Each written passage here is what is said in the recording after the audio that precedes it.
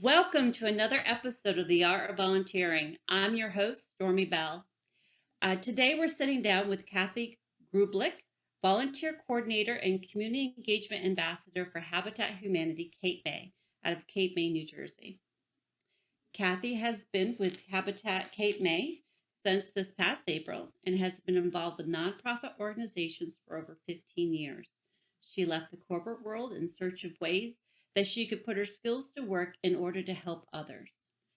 The work she does with Habitat is very rewarding and important to not only herself and the families that they partner with, but also to all the volunteers, board members, and those who shop and donate to the Restore. Welcome, Kathy. Thank you, Stormy. Thank you for having me. Awesome. To start us off, I'd like to invite you to share exactly what you do as a volunteer coordinator slash community engagement ambassador. It sounds like a lot of work. Well, the volunteer coordinator part is actually not that it's not that hard. That's the easy one. People come to us we often get people coming to us either through the Restore, word of mouth. They're looking for opportunities to help, and I do the onboarding. I make sure all the waivers are signed, give them the history of Habitat, um, try and outline all the opportunities to volunteer, and then try and match up their talents and what they would like to do with what our needs are. And there's always something for everybody. As the community engagement ambassador, I try and go out to the public, or not try, I do. I go out to the public and promote some of our programs. We reach out to civic groups, Kiwanis clubs, AARP groups. I'm right now reaching out to all the high schools in the county, a lot of the churches in the county, to let them know what we do and the impact that we have in the community. And in that way, I'm also recruiting for more volunteers, as well as spreading the good news about Habitat and what we're able to do and how we help partner with families to provide affordable housing. Oh, that's awesome. I really like that. Uh, how many volunteers do you work with out of the Cape May Habitat for Humanity? I don't know the exact number, and I know I should have had that exact before I came down. But we have a couple hundred volunteers between our build sites and our restore. We also have volunteers that help on various committees. We have committees that are all volunteer that work with our family selection committee and our family support committee. So once families are selected to partner with to build these homes, we have a committee of wonderful heart, like wonderful people with enormous hearts that help them all through the entire process. We also have a board, completely volunteer board of like 13 people. So yeah, we're 200 to 300 volunteers minimum. Wow, a lot of places they plug in and get involved. Yeah. Uh, do you you mentioned all the places that you go out to let the community groups that you let them know Mhm. that you have volunteer opportunities. Do you find that your volunteers run the gamut with their age, or are they older or younger? What do you find?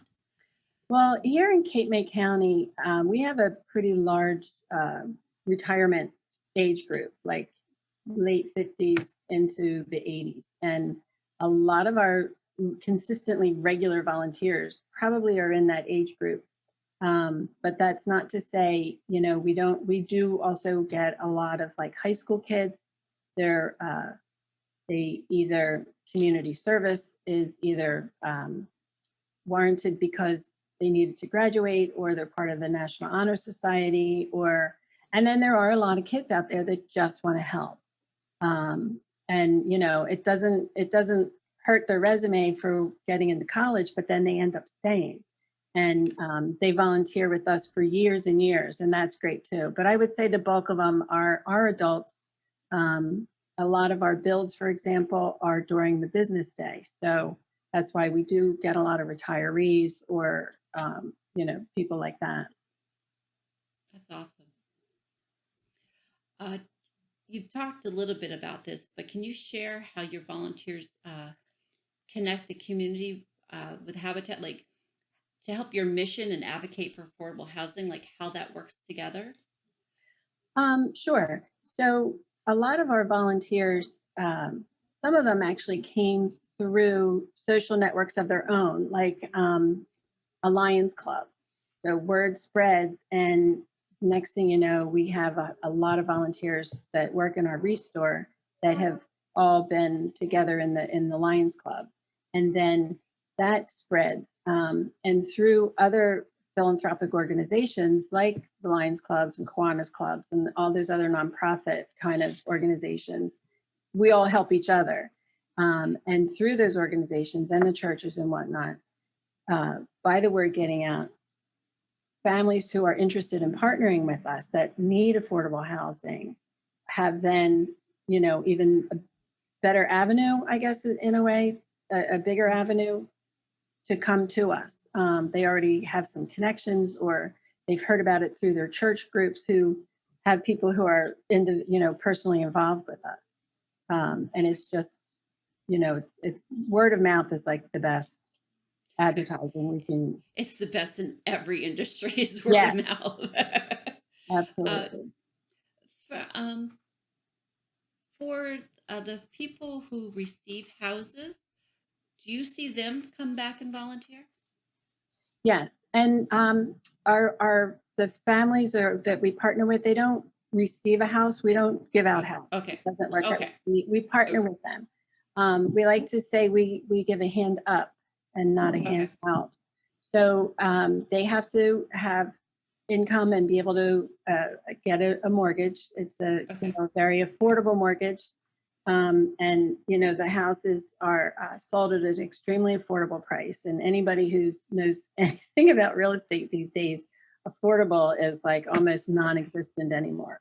And here in Cape May County, especially, we have a lot of seasonal businesses here, and a lot of the older homes or the homes where they were able to rent them or live in them affordably are now being torn down, and these enormous homes are being built that for the summer rentals. And the prices down here have like skyrocketed, as I know they have in many places throughout the country. So we are able to provide uh, affordable housing because we're building it with primarily volunteers. So that cuts a lot of the overhead right there. We do have a lot of corporations who donate. We apply for grants and things. So the families that we partner with also go through a process of learning, like they've never owned a home before. So what happens if the hot water heater breaks? And they need to manage their budget and know how to apply for a mortgage and keep their budget on track for their home.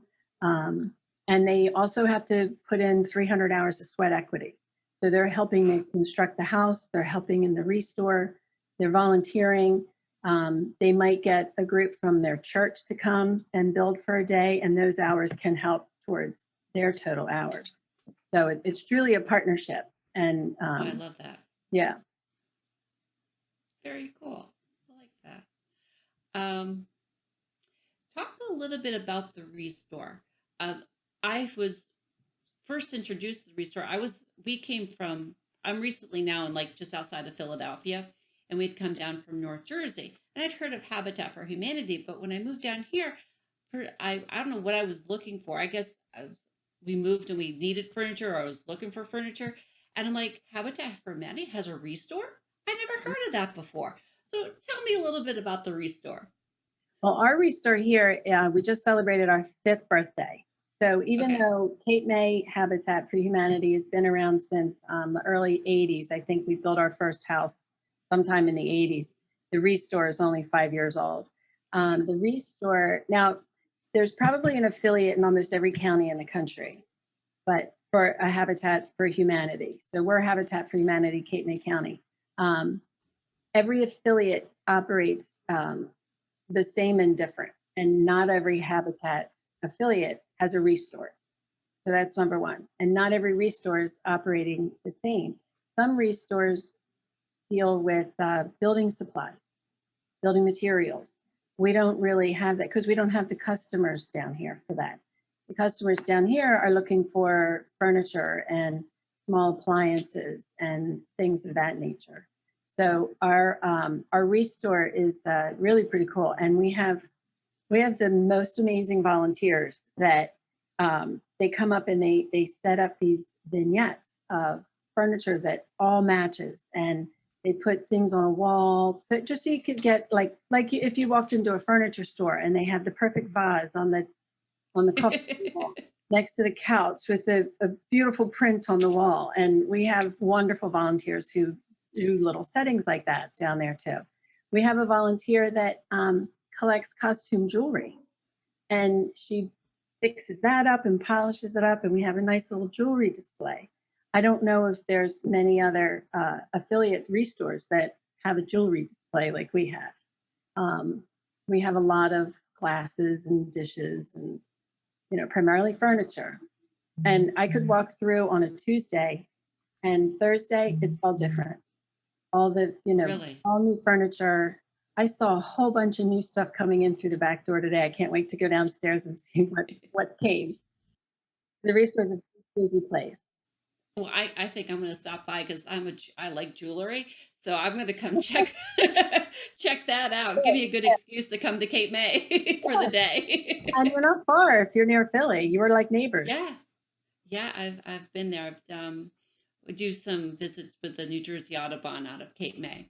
Okay. So yeah, so how far are you from there in We're Cape not May? we're not far at all. We're in Cape May Courthouse is the town we're in, Okay, okay, which is right outside Stone Harbor. nice, nice. I will find my way one weekend this fall. Yeah, definitely. Okay. Before we came on, you mentioned a little bit about build sites. Is that more the traditional picture people have when it comes to Habitat for Humanity? Can you I, just kind of share a little bit about that? sure. Yeah, I think it is like when I think of Habitat for Humanity before I came here, I thought of Jimmy and Rosalind Carter with their Yeah. hard hats and the hammers. And um, some affiliates build a lot of houses a year. We're a bit smaller. This year we're going to have two homes we're building. We've already partnered with two families, and we have a whole set of build volunteers that they just can't wait to get a hammer in their hand and start building. Um, and so the build sites are very active once they get started. And so far we did have a groundbreaking last week, a little celebration that for the first family. Um, the house will probably get started in about a month from now. That will actually have volunteers on the job site. Our construction managers working with uh, getting all the permits and things finalized that we need to get it going. Um, Is there something else about it? Like you have two in the Cape May area that are going to be happening? No, I think yeah, we stay in Cape May County all but that's our that's your that's boundaries yeah, is the yeah. Cape May County. Nice. I probably should have asked you this earlier on in the conversation, but can you give a little to our listeners a little bit of history about Habitat for Humanity? You made me think of it when you mentioned the Carters. Uh, yeah, the Habitat was well, our affiliate was formed in the 80s. Um, Okay. and I think the first Habitat for Humanity was in the 70s, I think. It started down in Georgia, in Atlanta, in the Atlanta area in Georgia, and by a couple of couples who recognized the need for affordable housing. And they got together with their friends, and they went around to church groups and raised some money and built their first house. It was a little while after that that the Carters joined and gave them helped catapult their notoriety, I think. Um, and then that's how most of the affiliates, if not all the affiliates, have started. And here in Cape May County, there was the First Baptist Church of Cape May Courthouse. Same kind of a thing. They got together with. There were a couple of couples who recognized the need for affordable housing, and they started raising money, and they went around to different churches. There was the First Baptist Church of Cape May Courthouse. There was the Messiah Lutheran Church. Um, and it took a couple of years, but they finally raised enough money to build the first house. And the two houses that we have slated, or the first house that we just did the groundbreaking for last week, that'll be our 20th house that we will build. Yeah, that's number 20. That's So we hope awesome. to increase the number of homes we build each year. But that's such a milestone. I mean, Yeah. when you think of everything that goes into a house on both the partner side and on the volunteer side and all the resources it takes, that's just awesome. I love it. Yeah. Okay. I know you've only been with Habitat for Humanity, Cape May County since April, but can you share a story of impact, something that you've seen or witnessed, or just it just shows the impact that Habitat has? Yes, especially with our affiliate in particular. We are one of the two homes we're going to build this year is an ADA compliant home. The family who we are partnered with have a daughter who uses a wheelchair. She has a rare disease issue, and she now uses a wheelchair. And they live on a second floor duplex in a busy street, and it's just we're just that is so meaningful to all of us that this family is going to be able to have an ADA compliant home. It's a ranch. We generally build ranch homes down here in Cape May County. I know some people, build, you know, 2 stories, but generally in Cape May right now, we've just been doing the ranch homes. So they'll have everything on one floor. It's ADA compliant. And Habitat for Humanity International, we do have plans for an ADA compliant home. But because of the lot situation, things had to be switched. So there's a little delay in getting it going because the architect had to approve it because, now, what was on the right side now needs to be on the left just because of the lot that's going on. But to me, like right now, especially with my history of working with nonprofits, has always been for helping individuals and the organizations who support individuals with disabilities. And so that I'm getting a little goosebumpy right now, but that we're providing a house or helping to partner with this family so they can get in an affordable home. It's extremely impactful, extremely impactful. Because the kind of expenses people don't realize, I should say, the amount of expenses that a special needs issue in a family, the impact that has on your day-to-day expenses. It's huge. So this is going to be huge for this family and for all of us. Oh, We're all very emotional attached to this one. oh, you give me goosebumps. Just seeing that come full circle for you having that background and then seeing this now. Yeah, That's yeah, this that's will be good. awesome. Okay. You've been there since April, but you've been in nonprofits for 15 years. Something along the lines, I'm sure, hasn't gone right. Can you share a blooper or something that didn't go as planned and what you learned from it or how you like what you did differently because of it? Well, I'll tell you about a challenge I currently have that is getting better. Our build volunteers have never had to sign up for a shift because we want to grow, and the best way to grow is to be organized and manage these things. We've instituted an online sign-up system for our volunteers. From what I have heard from past experiences with builds, sometimes we have too many volunteers on a site, and then the next day, not enough show up. We want to make sure if we have volunteers coming that they're happy and they feel productive and useful. But if we don't have enough work for them to do, are they going to come back? So we want to have it be a rewarding experience for everybody. So we've instituted this sign-in program, and it's been a little bit of a challenge to get people to change their ways.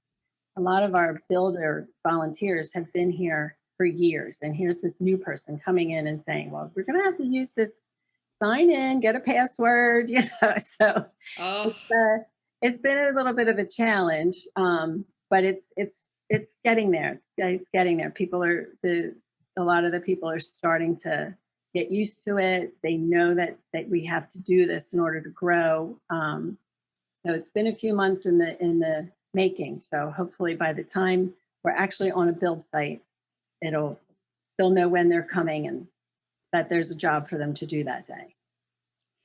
So That's awesome. I've had a couple different people I've interviewed over the past year, and that is something that's come into play where technology is a good tool, but it's bringing the people around to it is right. is the And challenge.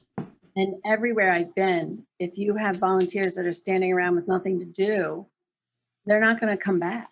They're less likely to come back, especially if they haven't been there before. If you have a new volunteer and they have nothing to do. So you need to keep your volunteers engaged and you need to make sure that they feel uh, productive and feel like they're contributing. So we think that using a sign in system like this will help because then we know, first of all, we know we'll have enough people for all the work at hand. And also, they know there's going to be a hammer for them to pick up when they come. It's not like all the tools are going to be used already. So, Well, I wish you much success with that because thank you. it's the outcome is worth it. Yeah. It's just getting there. Well, Okay, now you get the love on Habitat for Humanity, Kate May. Just why should people get involved? Why do you love it so much? Just love on your organization. well, when you asked me the impact thing, that was actually my loving thing too. Like, it's just so rewarding to be able to be a part of an organization that helps people uh, find an affordable place to live. And having an affordable home in a safe neighborhood not only helps that individual family, but it helps the whole community at large. Um, it's just spreading the love, like we were talking about earlier about word of mouth. It's kind of like that too. So the more we can do to help people get into affordable houses in safe neighborhoods, it'll just spread from there, I think. And I love that Habitat for Humanity does that. And I love that Habitat for Humanity International, we go everywhere and do that. If there's a crisis, after a hurricane, in the Ukraine, building refugee housing in Poland. I mean, I just love everything about what the organization does to help people have put a roof over their head. It's one of life's basic needs, and I just love that we help partner with families and people who need it. You're seeing lives changed because of Yeah, absolutely. it. You got to love that, right? Absolutely. All right, Kathy, thank you for being on the Art of Volunteering today. I've enjoyed this conversation, and I'm sure we've motivated some people to sign in on the sign in sheet and so they can pick up a hammer. You just email me and we'll get you started wherever you want to go, wherever you want to help. Well, again, thank you for coming on, and I hope to see the rest of you the next time on the Art of Volunteering. Have a great day.